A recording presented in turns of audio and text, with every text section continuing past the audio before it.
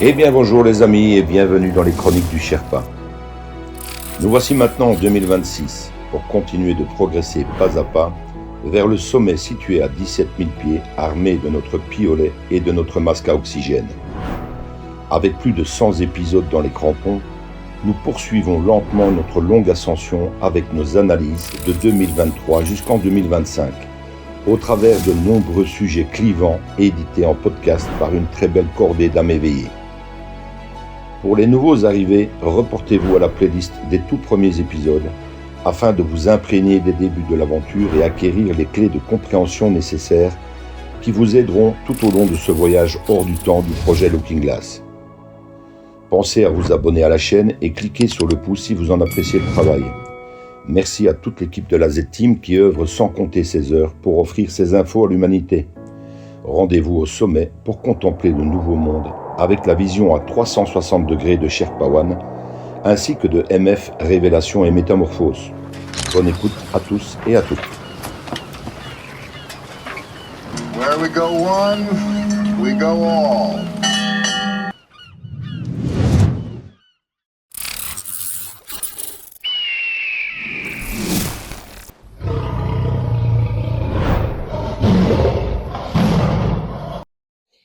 Analyse du 6 août 2023 par Thierry Pirlot, Sherpa One.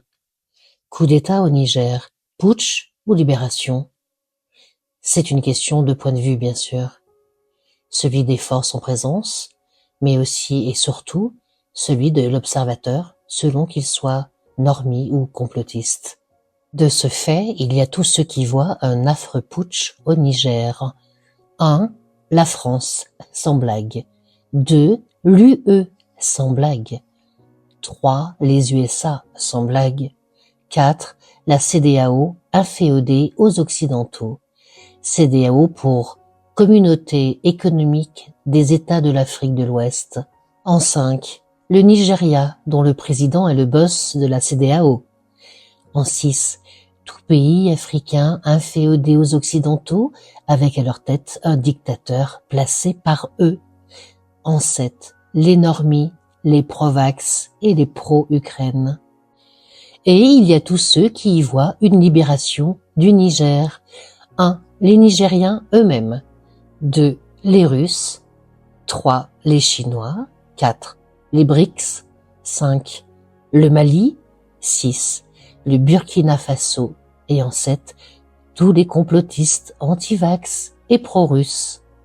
La CEDEAO est furax évidemment et demande aux putschistes la libération immédiate du dictateur mis en place par les Français. Nous vous mettrons plusieurs liens en descriptif. En 2023, la CEDEAO compte 15 membres de plein droit. Le Bénin, le Burkina Faso, le Cabo-Verde, la Côte d'Ivoire, la Gambie, le Ghana, la Guinée-Bissau, le Libéria, le Mali, le Niger, le Nigeria, où est installé le siège de l'organisation, la Sierra Leone, le Sénégal et le Togo. De ces 15 pays, 3 sont déjà en train de se libérer de l'emprise de l'Occident en dégageant les Français. Ce sont le Mali, le Burkina et le Niger. Pour le Burkina, un homme sort du lot, le capitaine Ibrahim Traoré, président et potentiellement le futur libérateur de l'Afrique. Traoré est probablement le digne successeur de Thomas Sankara ou même de Kadhafi qui voulait, avant que les Français ne le suppriment, imposer une monnaie africaine. Le Nigeria, quant à lui, a le cul entre deux chaises. C'est à la fois le boss de la CEDEAO et un colosse aux pieds d'argile, sa population étant plus importante et son armée sous-équipée, il se montre de plus en plus ouvert à des partenariats avec la Russie et la Chine. Le Nigeria demande néanmoins aux putschistes du Niger de lâcher l'affaire, sauf qu'il est incapable de le leur imposer par la force vu l'état de son armée, sans compter le fait que le Niger et Nigeria sont des ethnies très proches et donc frères de tribu et probablement incapables de se battre entre eux. À la veille de la fin de l'ultimatum, la CEDEAO continue d'assurer qu'elle privilégie la voie diplomatique pour résoudre la crise au Niger, notamment avec l'envoi d'une délégation à Niamey. L'option militaire est la dernière sur la table selon elle, mais puisque nous en sommes déjà au deuxième ultimatum, il est clair qu'elle fait montre de faiblesse par son incapacité à monter rapidement une opération armée. Alors pourquoi la CEDEAO n'intervient-elle pas militairement au Niger? Le Niger et son putschiste Tiani ont fait appel au protectorat de la Russie. Du coup, la milice Wagner est présente, en force, avec de nombreux soldats professionnels qui feraient un carnage si la CEDEAO, dont les soldats sont bien moins aguerris, décidait d'une invasion militaire. Wagner pour les Russes est l'équivalent de l'ex-Blackwater des Américains. Ce sont des milices privées qui sont officiellement des mercenaires non concernés par les lois de la guerre, mais qui dans la réalité sont des officines de Moscou pour Wagner et de la CIA pour la défunte Blackwater et engagées pour faire la sale besogne. Actuellement, la Russie travaille de concert avec ses milices Wagner dans plusieurs pays d'Afrique, tout comme le faisait, ne soyons pas naïfs, la France avec sa Légion étrangère, chère à canon, loyale et pas chère, également largement déployée en Afrique.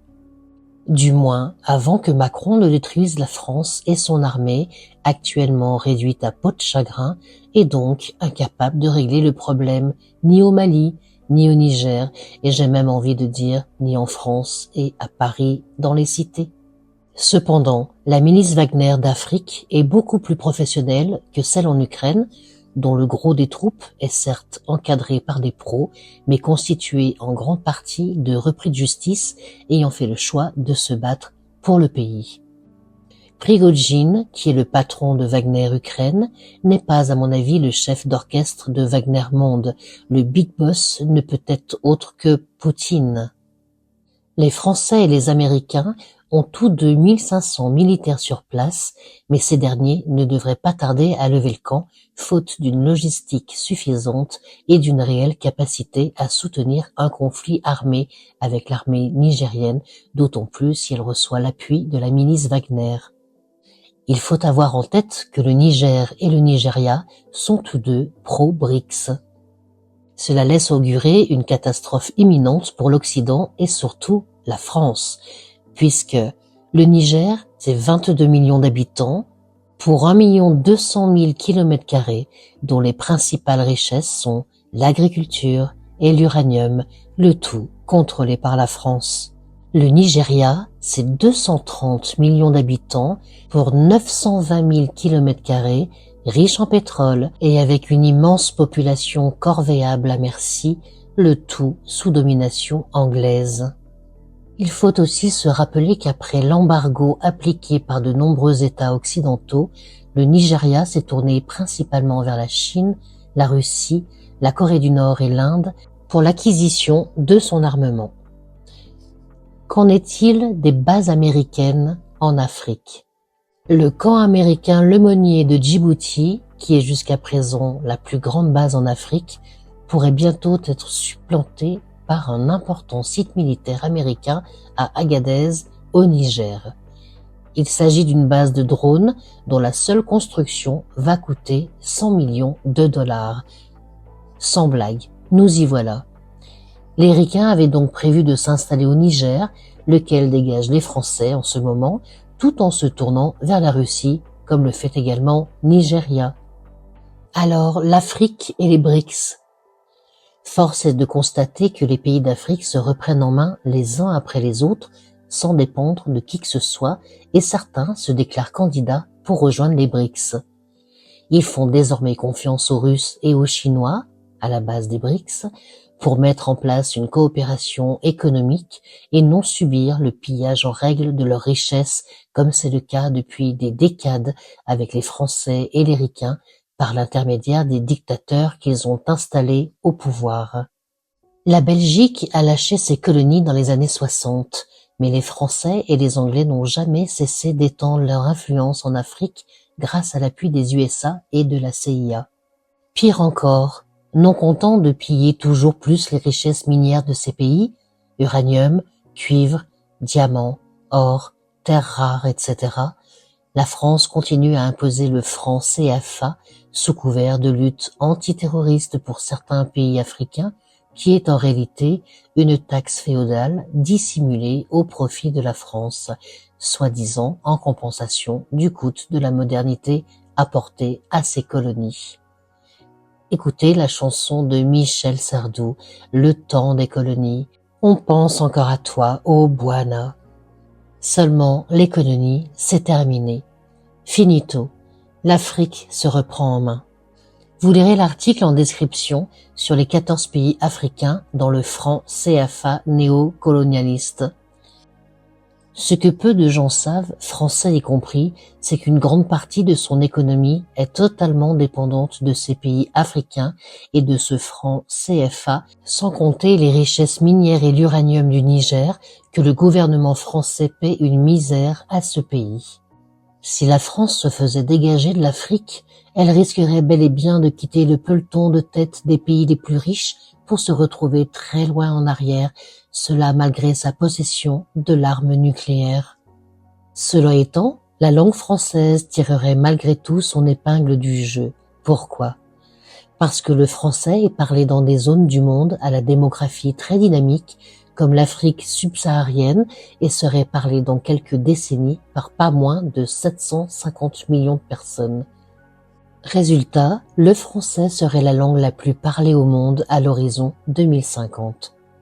D'où l'importance pour la France de ne rien vouloir céder aux Africains.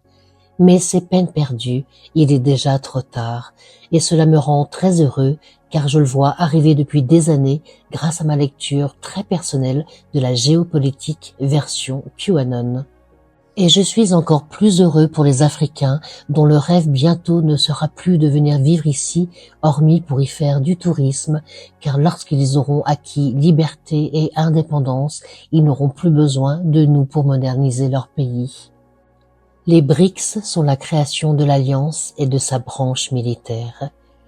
Poutine, Xi Jinping, Modi et Trump travaillent ensemble pour un monde multipolaire dans lequel chaque pays d'Afrique aura bientôt la place qui lui revient. Et ce n'est qu'un juste retour des choses. Sharpawan.